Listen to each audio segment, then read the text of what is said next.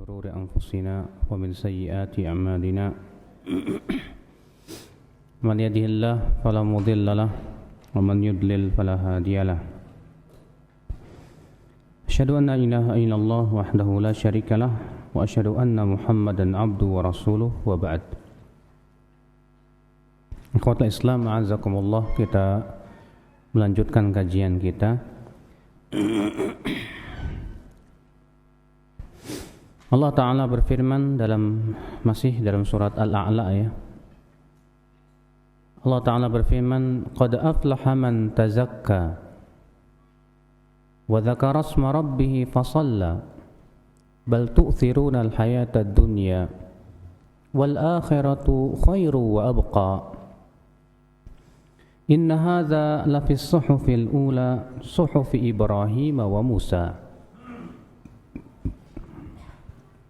Allah berfirman, "Qad aflaha man tazakka." Qad, sungguh, aflaha, beruntung, man tazakka, orang yang mensucikan dirinya.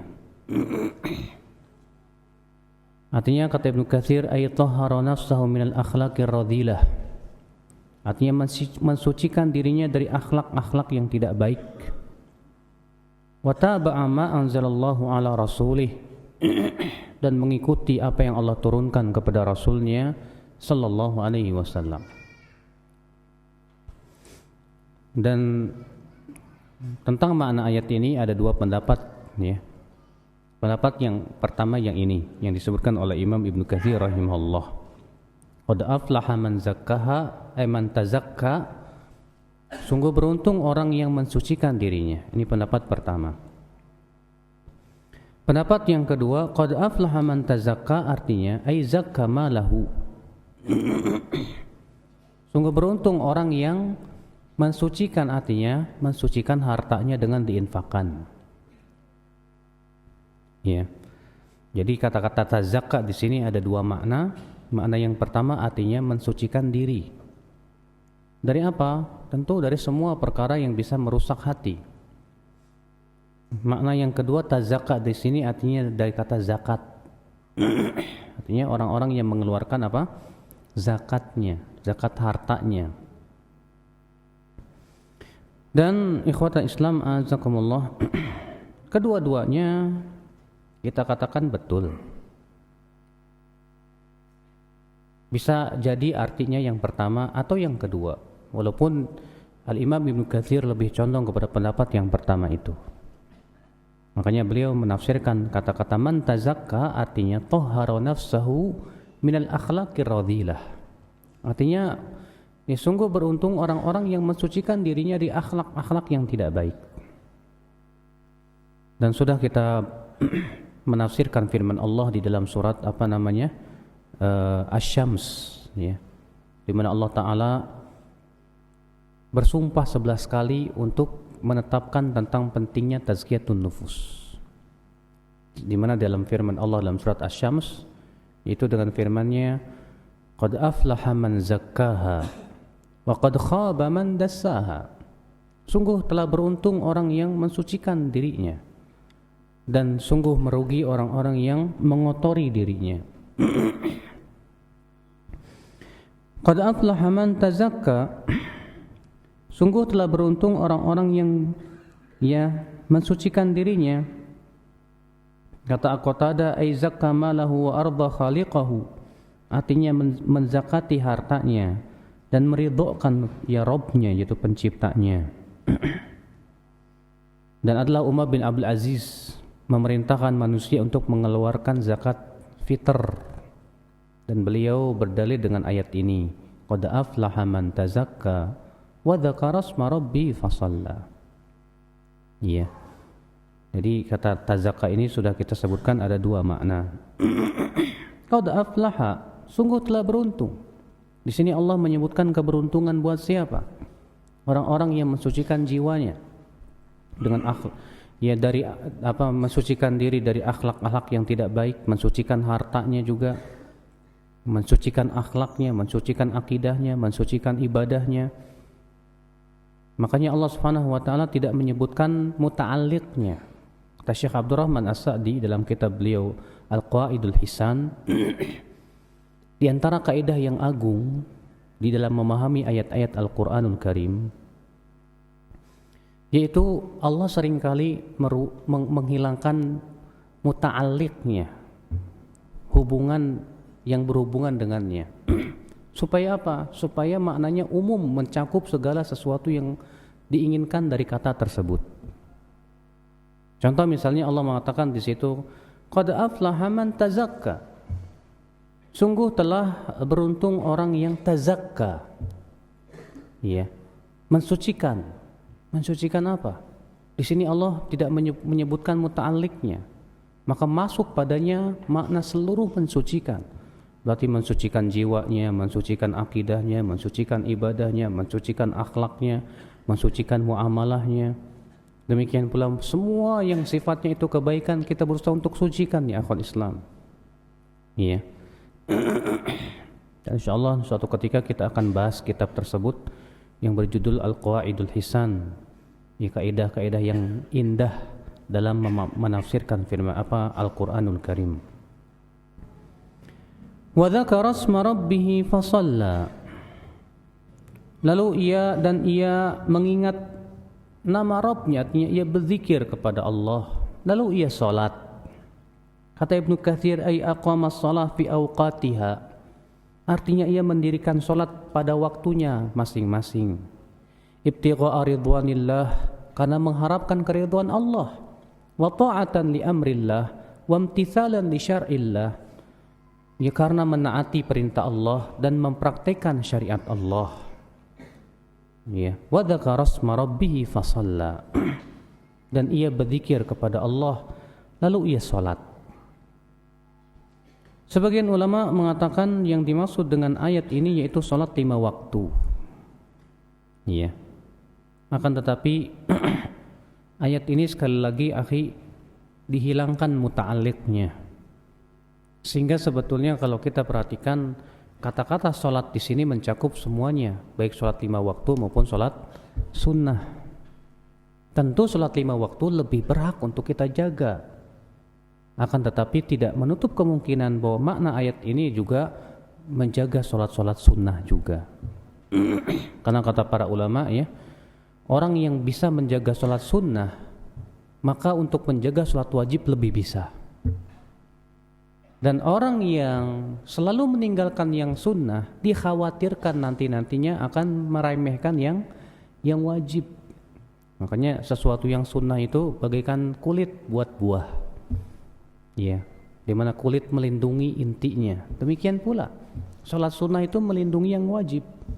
Kalau yang sunnah kita jaga, yang wajib lebih terjaga. Ya. Qad aflaha man tazakka, sungguh telah beruntung orang yang mensucikan dirinya, yang mensucikan hartanya, dan ia mengingat Rabbnya, fa shalla, lalu ia pun salat. Ya, Allah Subhanahu wa taala dalam ayat-ayat yang lain menyebutkan tentang keutamaan zikir dan salat. Allah berfirman, ya ayyuhalladzina amanu dzkurullaha dzikran katsira wasabbihuhu bukratan wa asila. Hai orang-orang yang beriman, banyaklah berzikir kepada Allah dan bertasbihlah kepada Allah di waktu pagi dan petang. Allah juga menyebutkan tentang solat dalam ayat Al-Quran banyak sekali, Pak. Iya. Dan sering kali Allah Subhanahu wa taala menyandingkan antara solat dengan zakat. Makanya mungkin ini di antara alasan sebagian ulama yang menafsirkan tazaka di sini zakat. Kenapa? Karena Allah seringkali menyandingkan salat itu dengan apa? Dengan zakat ya akhal Islam. Azakumullah wa iyyakum. Lalu Allah berfirman, bal tu'thirunal hayatad dunya. Justru kalian lebih mementingkan kehidupan dunia, kata Allah Subhanahu wa taala. Ay tuqaddimunaha ala amril akhirah. Artinya kalian tuh selalu mementingkan dunia dibandingkan akhirat. Wa tabdunaha ala ma fihi naf'uhum wa salahuhum fi ma'ashihim wa wa'adihim. Ya. Dan kalian pun memperlihatkan padanya dalam perkara-perkara yang sifatnya itu manfaat untuk mereka maslahat untuk kehidupan dunia dan akhirat mereka. Artinya kalian itu akhi, ya kata Allah, selalu yang kalian pikirkan dunia dulu. Sementara akhirat itu ya kita sering kali mengabaikannya. Sebutkan sebuah kisah Ibnu Jarir meriwayatkan, kata Ibnu Jarir, haddatsana Ibnu Humaid, ia berkata haddatsana Yahya bin Wadih, ia berkata haddatsana Hamzah dari Atha dari Arfajah Ats-Tsaqafi, ia berkata, aku pernah meminta Ibnu Mas'ud membacakan firman Allah, Sabbihisma rabbikal a'la. Sampai akhirnya Ibnu Mas'ud membaca bal tu'thirunal hayatad dunya. Dan Ibnu Mas'ud pun diam. Iya. Lalu kemudian Ibnu Mas'ud menghadap kepada para sahabatnya dan berkata, atharna dunya alal akhirah. Kita memang seringkali lebih mementingkan dunia daripada kehidupan akhirat. Fasakatal qaum. Maka orang-orang pun diam. Faqala Ibnu Mas'ud berkata, atharna dunya li'anna ra'ayna zinataha wa nisa'aha wa ta'amaha wa syarabaha. Kita lebih mementingkan dunia karena kita melihat perhiasannya, wanitanya, makanannya, minumannya. Wa zuwiyat annal akhirah. Sedangkan akhirat tidak terlihat oleh mata kita. Fakhtarna hadzal ajil wa taraknal ajil. Dan ternyata kita lebih memilih yang terlihat oleh mata dan meninggalkan yang tidak terlihat oleh mata. Itulah Pak, kenapa banyak orang itu tertipu dari kehidupan akhirat. Kenapa kita manusia lebih banyak mementingkan kehidupan dunia? Karena masalahnya dunia itu terlihat, sedangkan akhirat tidak terlihat.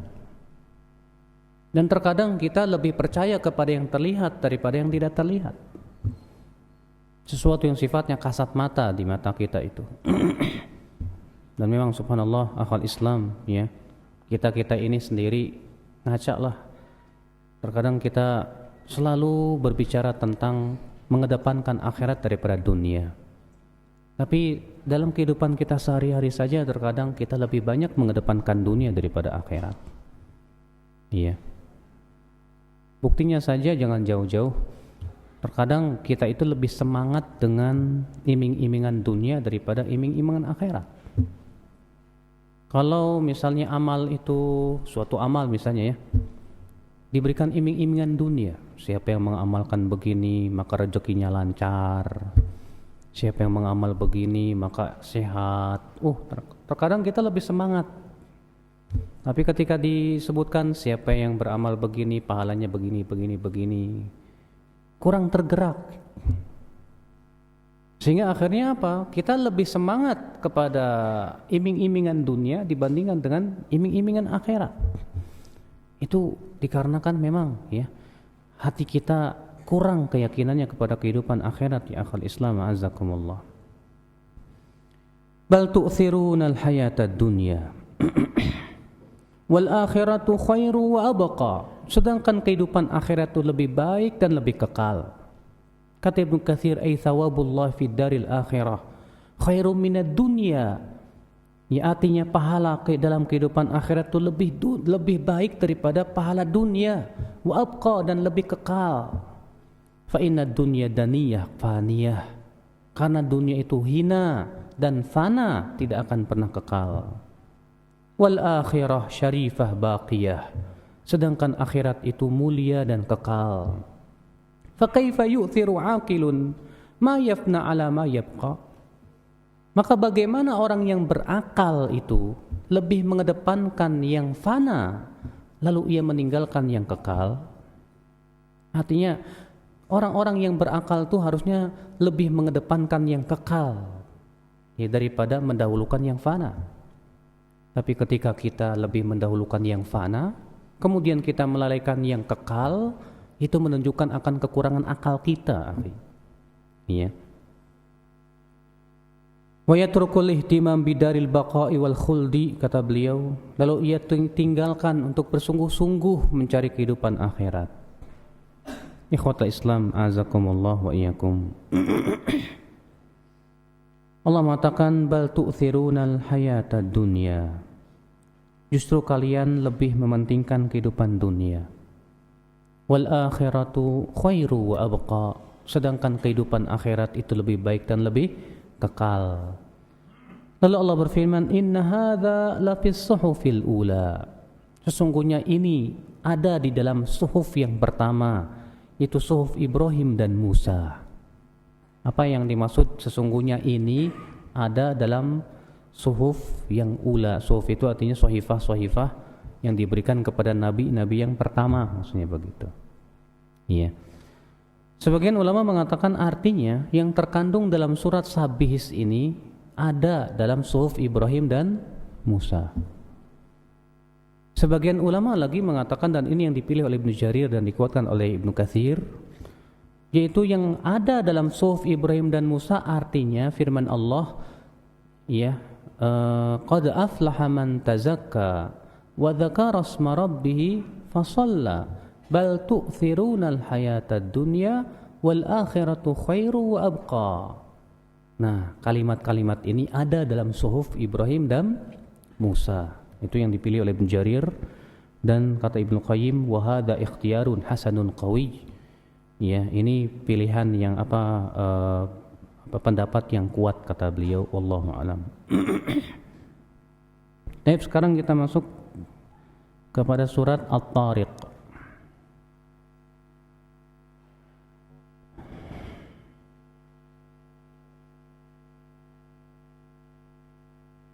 Allah Ta'ala berfirman, A'udzu billahi minasyaitonir rajim. Bismillahirrahmanirrahim. Was-samaa'i wat-tariq. Wa ma adraka mat-tariq? An-najmu ats-tsaqib. In kullu nafsin lamma 'alayha hafiz. Falyanzuril insanu mimma khuliqa. Khuliqa min ma'in dafiq. Yakhruju min bainis sulbi wat-tara'ib. Innahu ala raj'ihi laqadir yawma tublas sarair fama lahu min quwwatin wala nasir. Allah berfirman, was-sama, demi langit, wat-tariq, dan demi tariq. Apa sih yang dimaksud dengan tariq di sini? Di sini Allah kemudian bertanya, wa ma adraka mat-tariq? Tahukah kamu apa yang dimaksud dengan tariq? Kemudian Allah mengatakan apa? Menafsirkan makna at-tariq di situ. An-najmu ats-tsaqib, yaitu bintang yang terang. Ya. Ikhwatal Islam azakumullah, kenapa bintang itu disebut tariq? Tariq itu artinya yang datang. Ya. Kata Qatadah, li'annahu innama yura bil lail wa yakhtafi bin nahar. Ya, karena bintang itu hanya terlihat di waktu malam, sedangkan di waktu siang dia tidak terlihat, makanya dia datang. Ya, itu namanya tariq. Allah mengatakan demi langit. Di sini Allah bersumpah dengan langit. Ada apa dengan langit? Karena memang langit itu bangunan yang luar biasa, Pak. Ya. Allah berfirman, was-samaa'a banainaha bi'aidin wa inna lamusi'un. Dan langit telah kami bangun dengan tangan-tangan kami, dan kami akan meluaskan langit. Jadi langit itu akan terus meluas dan meluas, meluas dan meluas. Dan subhanallah, ya, Allah Subhanahu wa taala menjadikan langit itu 7 lapis. Yang disebutkan dalam satu riwayat bahwa lapis satu dengan lapis berikutnya 500 tahun perjalanan. Walaupun riwayat tersebut ada kelemahan. Akan tetapi kalau kita perhatikan saja, lapis yang pertama, yang di situ ada bintang-bintang. Karena bintang-bintang yang kita lihat itu masih langit dunia, Pak. Allah berfirman, walaqad zayyana as-samaa'a ad-dunya bimasabih. Dan sungguh kami telah menghiasi langit dunia itu dengan bintang-bintang. Bintang saja masih langit dunia, Masya Allah. Bagaimana langit kedua, ketiga, keempat, kelima, keenam, ketujuh? Subhanallah. Was-samaa'i wat-tariq. Demi langit dan demi tariq. Dan tahukah kamu apa itu tariq? An-najmu tsaqib, yaitu bintang. Ats-tsaqib ay al-mudhi, kata Ibnu Abbas, yaitu yang terang. Ya. Kenapa disebut ats-tsaqib? Kata As-Suddi, yuthqibu syayatin idza ursila 'alaiha. Karena ia akan membolongi setan, dia akan melempar setan. Karena diantara fungsi bintang itu apa? Ya, untuk pelempar setan. Ya, sebagaimana Allah Ta'ala mengatakan dalam surat apa itu? Surat Al-Mulk. Ya.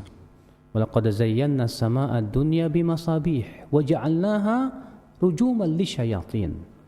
Sungguh kami telah menjadikan untuk langit dunia itu apa? Bintang-bintang.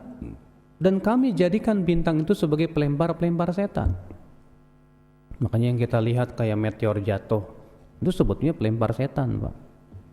Karena kata Rasulullah, yang namanya setan itu berusaha untuk mencuri apa? Kabar-kabar dari langit. Ya. Lalu Allah pun lempar mereka dengan bintang-bintang itu. An-najmu tsaqib, in kullu nafsin lamma 'alaiha hafiz. Sesungguhnya setiap jiwa itu ada penjaganya. Kata Ibnu Katsir, ay kullu nafsin 'alaiha minallahi hafizun yahrisuha minal afat. Artinya setiap jiwa itu ada malaikat-malaikat yang menjaga tubuhnya dari penyakit. Sebagaimana firman Allah juga dalam surat apa? Ar-Ra'd ayat 11. Lahu mu'aqibatum min baini yadayhi wa min khalfihi yahfazunahu min amrillah. Milik Allah lah malaikat-malaikat yang menjaga manusia di depan dan di belakangnya. Berarti Pak, setiap manusia itu ada 4 malaikat. Malaikat di kanan dan di kirinya, malaikat di depan dan di belakangnya. Setiap manusia ada 4 malaikat. Itu menunjukkan bagaimana perhatian Allah kepada manusia. Sampai-sampai setiap manusia itu ditugaskan oleh Allah 4 malaikat. Malaikat di kanan dan di kiri mencatat amalan kebaikan dan keburukan. Malaikat yang ada depan di belakang tugasnya menjaga manusia dari berbagai macam penyakit ataupun yang lainnya. Ya, cuma kita aja nggak pernah lihat bagaimana bentuk malaikat tersebut, ya akhi, azakumullah ya. Sudah gitu, dari selain malaikat ada jin yang disebut dengan jin apa? Jin qarin. Ya, jin qarin. In kullu nafsin lamma 'alaiha hafiz. Sesungguhnya setiap jiwa itu ia mempunyai malaikat yang menjaga dia. Karena malaikat itu tugasnya banyak sekali. Ada tapi rata-rata malaikat itu diberikan tugas banyak yang diberikan tugas untuk kemaslahatan manusia. Iya. Lalu Allah berfirman, "Falyanzuril insanu mimma khuliqa." Hendaklah manusia melihat dari apa ia diciptakan. Iya. Kenapa Allah menyuruh kita untuk melihat itu, Pak? Lihatlah, kamu itu diciptakan dari apa? Kamu itu diciptakan dari air mani yang terpancar. Itu hina. Maksudnya kita disuruh banyak-banyak berpikir. Kita ini diciptakan dari air mani kemudian jadi manusia. Maka otomatis Allah pun lebih mampu untuk membangkitkan orang yang sudah meninggal dunia. Kalau Allah mampu menciptakan kita dari air mani, maka Allah lebih mampu lagi untuk apa? Membangkitkan manusia dari kuburnya. Maka dari itu, apa yang membuat manusia tertipu? Makanya Allah berfirman, ya ayyuhal insan ma gharraka bi rabbikal karim. Hai manusia, apa sih yang membuat kamu itu tertipu dari Rabbmu? Ya. Alladzi khalaqaka fasawwaka fa'adalak. Padahal Allah yang sudah menciptakan kamu, lalu Allah menyempurnakan penciptaan kamu. Apa sih yang membuat kamu tertipu? Di sini akhi, ya, setiap kita hendaknya kita berpikir, kita diciptakan dari apa? Kalau Allah mampu untuk menciptakan kita dari saripati air mani menjadi makhluk, kemudian kita jadi kita ini, maka bukankah Allah pun mampu untuk membangkitkan kita dari alam kubur? Ya. Falyanzuril insanu mimma khuliq. Kata Ibnu Katsir, tanbihun lil insan ala dha'fi aslihi alladhi khuliqa min. Artinya Allah ingin memperingatkan kepada manusia tentang asal penciptaan yang Allah ciptakan darinya. Wa irsyadun lahu ilal i'tirafi bil ma'ad, supaya si hamba ini meyakini dan mengakui akan adanya hari kebangkitan. Lianna man qadara 'alal bada'ati fahuwa qadirun 'alal i'adah bi tariqil aula. Karena apabila Allah mampu menciptakan kita dari saripati air mani kemudian menjadi makhluk, Allah lebih mampu lagi untuk membangkitkan manusia yang telah mati dan telah jadi tulang belulang. Makanya Allah berfirman, wa huwal ladzi yabda'ul khalqa tsumma yu'iduhu wa huwa ahwanu 'alaihi. Dialah Allah yang memulai penciptaan, kemudian Allah kembalikan dia, dan mengembalikan penciptaan itu lebih mudah bagi Allah Subhanahu wa taala.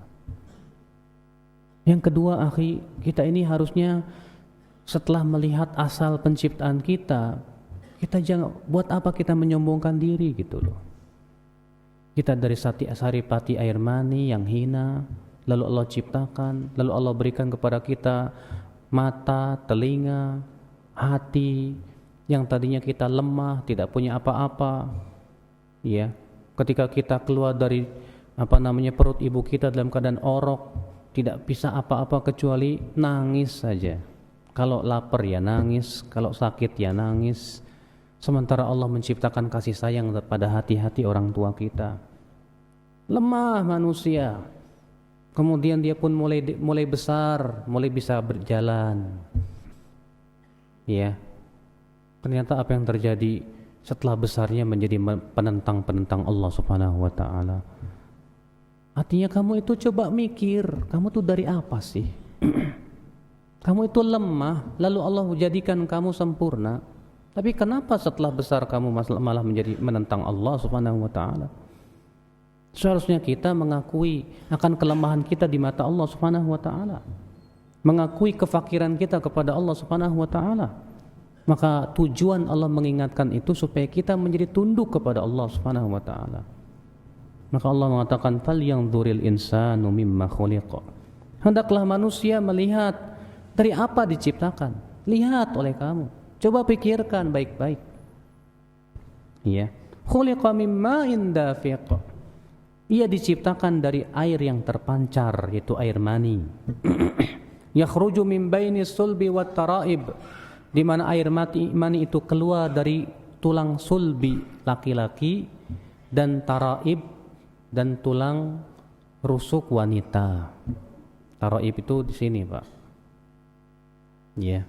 Kalau wanita itu taraib di sini. Kalau sulbi itu di sini. Berarti air mani laki-laki berasal dari tulang sulbi. Kalau air mani wanita berasal dari taraib. Taraib itu jamak taribah. Yaitu di bawah leher di sini nih. Iya. Itu namanya taraib. Yakhruju min baini sulbi wa taraib, di mana air mani itu keluar dari sulbi dan taraib. Subhanallah ya akhi. Ini adalah merupakan mukjizat Al-Qur'an.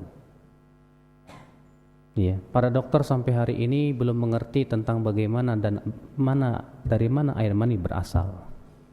Di sini Allah sudah menyebutkan bahwa air mani itu dari sulbi untuk laki-laki.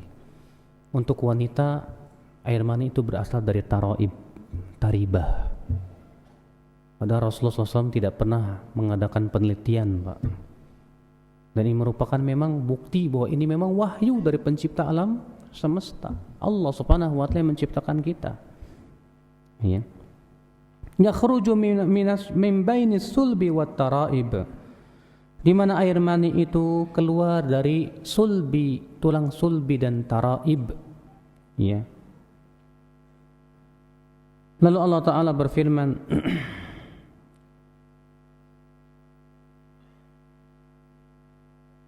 Innahu ala raj'ihi laqadir. Dan sesungguhnya Allah untuk mengembalikannya berkuasa.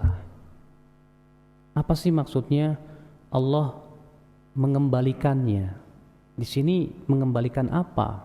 Nah, ini ada dua pendapat ulama dalam menafsirkannya. Sebagian ulama mengatakan ay ala raj'i hadzal ma' ad-dafiq ila maqarrihi alladhi kharaja minhu laqadirun ala dzalik. Artinya Allah mampu untuk mengembalikan air mani itu untuk balik lagi masuk, enggak masuk. Itu bagi Allah mampu. Dan ini pendapat Mujahid dan Ikrimah. Pendapat yang kedua mengatakan innahu ala raj'i hadzal insan al-makhluq min ma'in dafiq ay i'adatuhu wa ba'thu ila ad-daril akhirah laqadir. Artinya Allah mampu untuk mengembalikan manusia yang sudah terlahir ke dunia kemudian ia pun meninggal menjadi tulang belulang, lalu Allah kembalikan menjadi penciptaan lagi dan ia bangkit nanti dalam kehidupan akhirat. Allah mampu itu. Ya. Antum pernah lihat Pak pohon beringin?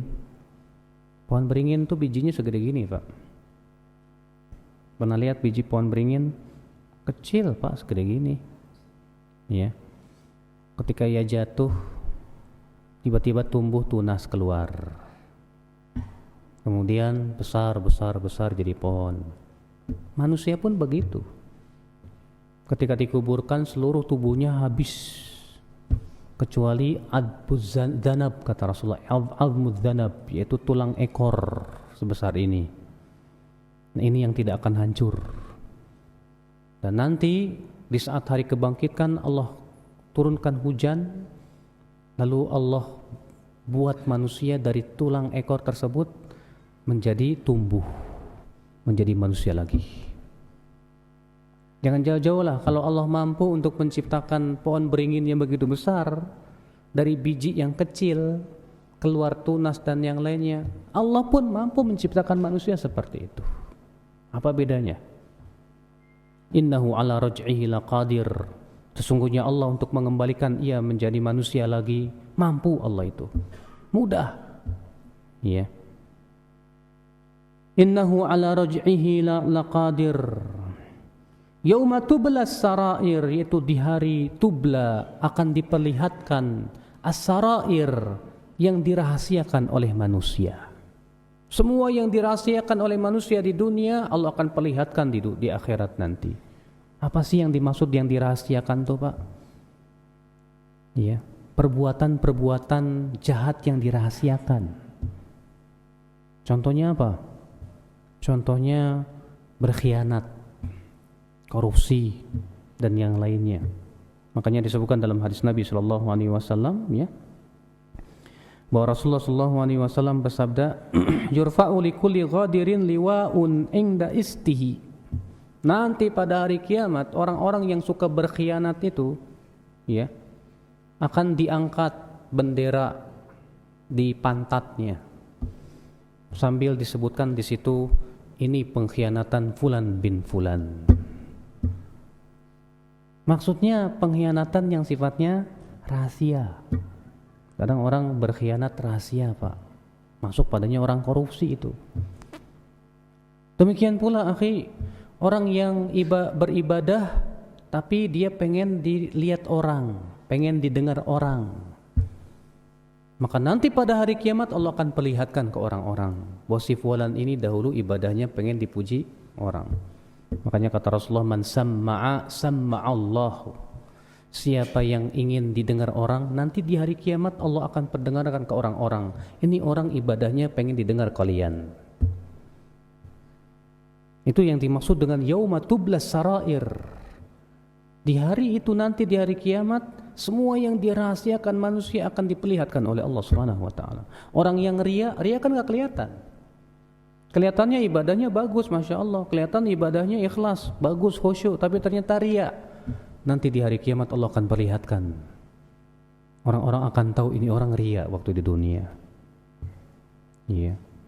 Makanya semua kejahatan yang terselubung, yang tersembunyi Pak, di hari itu akan Allah perlihatkan. Di mana manusia akan melihat semuanya. Sallallahu salamata wal afiyah ya akhal Islam, azakumullah. Yauma tublas sarair. Pada di hari itu diperlihatkan as-sarair, jamak dari sarirah. Fama lahu min quwwatin wala nasir. Maka ia pada hari itu tidak lagi punya kekuatan, tidak punya penolong. Orang-orang yang di dunia merasa punya kekuatan, punya bala tentara, punya pasukan dan yang lainnya, di akhirat tidak punya apa-apa. Orang-orang yang di dunia merasa punya kekuasaan, punya tahta, di akhirat nggak punya apa-apa. Makanya ya akhi, Allah pada hari kiamat akan datang sambil menggenggam langit ya dan bumi. Lalu Allah berfirman, Anal Malik, hari ini aku raja. Aina mulukul ard, mana raja-raja dunia itu? Di hari itu raja dunia tak punya ya kekuasaan lagi. Justru di hari itu raja-raja dunia akan dihinakan oleh Allah ya apabila mereka berbuat zalim. Fama lahu min quwwati wala nasir. Di saat itu manusia tidak punya lagi kekuatan, tidak punya lagi penolong, enggak bisa. Siapa yang akan bisa menolong dari Allah Subhanahu di hari itu? Ya. Antum punya pasukan 1 peleton pun ataupun 1 juta pun di hari itu masing-masing memikirkan dirinya sendiri. Karena pasukan Allah lebih kuat dari itu ya akhi. Malaikat-malaikat penjaga api neraka, syidadun ghilab, yang keras dan seram. Ikhwata Islam azakumullah wa iyyakum. Maka Allah Subhanahu wa taala mengingatkan ini semua kepada kita akhi. Supaya kita sadar siapa sih kita ini, manusia, lemah kamu itu. Ya, yang kamu banggakan berupa pengikut yang banyak, kekuatan, pembela, di akhirat sudah nggak ada manfaatnya lagi. Maka kewajiban kita semuanya kembali kepada Allah. Yakinlah bahwa Allah yang memiliki kekuatan, Allah yang sebagai penolong satu-satunya kita ya di dunia dan akhirat. Kemudian Allah berfirman, was-sama'i dzatir raj', dan demi langit yang memiliki raj'. Raj' artinya hujan. Ya kata Ibnu Abbas, ar-raj' di sini artinya hujan. Ya. Dalam satu riwayat yang lain Ibnu Abbas berkata artinya awan yang menurunkan hujan. Langit yang memiliki raj'. Kata Qatadah, tarji'u rizqal ibad kullu am. Kenapa disebut hujan itu raj'? Karena ia akan kembali menurunkan air lagi sebagai rezeki untuk manusia. Dan sebutkan dalam hadis Nabi SAW Pak, bahwa jumlah curah hujan di dunia ini dalam 1 tahun sama. Dan subhanallah, orang-orang Amerika Barat sana mengadakan penelitian tentang curah hujan. Ternyata benar yang dikatakan oleh Nabi, bahwa curah hujan dalam 1 tahun itu sama. Sementara 1400 tahun yang lalu Rasulullah sudah mengatakan sama. Rasulullah tahu dari mana kalau bukan wahyu dari Allah Subhanahu wa taala. Tapi Rasulullah mengabarkan nanti ya menjelang Dajjal keluar akan ada 3 tahun yang sulit. Tahun yang pertama Allah menahan setengah air hujan. Tahun yang kedua Allah menahan 2/3 air hujan. Tahun yang ketiga Allah menahan hujan sama sekali. Di saat itu terjadi kekeringan yang luar biasa. Ya. Binatang pada mati, tanaman mati. Di saat itu kata Rasul tidak ada makanan. Dan makanan kaum mukminin adalah subhanallah, alhamdulillah, la ilaha illallah, Allahu akbar. Dan orang yang paling bahagia pada waktu itu yang punya budak yang kuat badannya untuk mengambil air. Subhanallah ya akhi ya, nanti sekarang aja Pak, pemanasan global sudah terasa Pak. Di mana-mana pemanasan global itu subhanallah, kekeringan di mana-mana. Dan Rasulullah mengabarkan itu pasti akan terjadi. Ya, Allah akan menahan hujan sampai akhirnya tingkat kekeringan. Nah, di saat begitu Dajjal keluar bawa air, bawa gunung roti, siapa yang tidak akan terfitnah? Dajjal bisa menyuruh air awan untuk hujan, memerintahkan tanah untuk mengeluarkan tanamannya keluar. Maka subhanallah ya, disitulah fitnah yang sangat besar ya akhal Islam azakumullah wa iyyakum. Was-sama'i dzatir raj', demi langit yang memiliki raj', yaitu hujan. Wal ardi dzatis sada', dan demi bumi yang memiliki sada'. Sada' itu dari kata sada'a, artinya retak. Kenapa disebut retak? Karena bumi itu mengeluarkan tanamannya. Ya. Dan bumi itu berkah sekali, Pak. Allah jadikan bumi itu berkah. Bagaimana enggak berkah? Tanaman semua dari bumi. Ya, tembaga, emas, perak ada di bumi. Minyak bumi, demikian pula berbagai macam kekayaan alam adanya di mana? Di bumi. Berkah. Tanaman enggak pernah habis-habisnya, dipanen lagi, dipanen lagi, dipanen lagi. Berkah bumi itu, Pak. Masya Allah. Mayat-mayat dikuburkan dalam bumi enggak bau, Masya Allah. Air adanya di bumi, makanya Allah jadikan bumi itu berkah. Wal ardi dzatis sad'. Innahu laqaulun fasal. Sesungguhnya Al-Qur'an itu laqaulun fasal, perkataan yang hak, yang tidak mungkin salah. Ya, orang-orang yang bodoh saja yang meragukan Al-Qur'an itu. Seperti orang-orang liberalis yang mengatakan katanya Al-Qur'an itu 90% hasil pemikiran manusia. La ilaha illallah. Ya. Ini ucapan kufur, Pak. Orang ini bisa kafir, murtad dari agama Islam. Allahu a'lam. Dan kita lanjutkan pada pertemuan yang akan datang. Subhanakallah bihamdik, asyhadu an la ilaha illa ant, astaghfiruka wa atubu ilaik. Wassalamualaikum warahmatullahi wabarakatuh.